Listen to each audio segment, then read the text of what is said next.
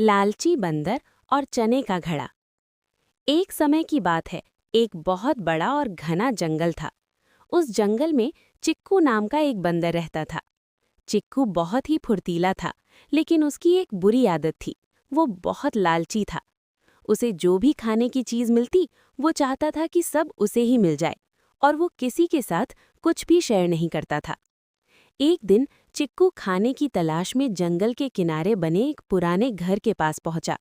वहां उसे एक मिट्टी का घड़ा दिखाई दिया। जब चिक्कू ने घड़े के अंदर झांक कर देखा तो उसकी आंखें चमक उठीं। घड़ा कुरकुरे और भुने हुए चनों से आधा भरा हुआ था।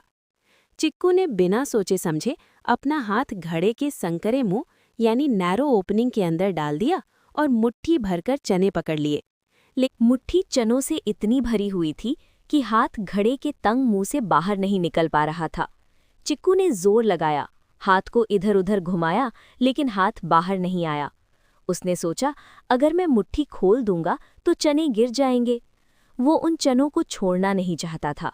वो रोने लगा और चिल्लाने लगा, लेकिन अपनी मुट्ठी ढीली नहीं की।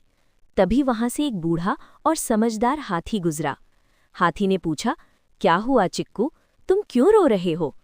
चिक्कू ने रोते हुए कहा, देखो ना हाथी दादा, इस घड़े ने मेरा हाथ पकड़ लिया है, ये मुझे जाने नहीं दे रहा। हाथी मुस्कुराया और बोला, चिक्कू, घड़े ने तुम्हारा हाथ नहीं पकड़ा है, बल्कि तुमने चनों को पकड़ रखा है। अगर तुम थोड़े से चने छोड़ दोगे और अपनी मुट्ठी खोल दोगे तो तुम्हारा हाथ आसानी से बाहर आ जाएगा। लेकिन चिक्कू के मन में लालच था।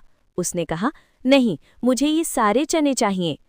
काफी देर तक कोशिश करने के बाद जब चिक्कू थक गया और उसे डर लगने लगा कि कहीं कोई शिकारी ना आ जाए, तब उसे हाथी की बात समझ आई। उसने भारी मन से अपनी मुट्ठी खोली और आधे चने छोड़ दिए। जैसे ही मुट्ठी छोटी हुई, उसका हाथ झट से बाहर निकल आया। चिक्कू को अपनी गलती का एहसास हुआ। उसे समझ आ गया कि उसके लालच ने ही उसे मुसीबत में डाला था। कहानी की शिक्षा, लालच बुरी बला है। अगर हम ज़रूरत से ज़्यादा पाने की कोशिश करते हैं या लालच करते हैं तो हम खुद ही मुसीबत में फंस जाते हैं। जो हमारे पास है उसमें खुश रहना और दूसरों के साथ मिल बांट कर रहना ही असली समझदारी है।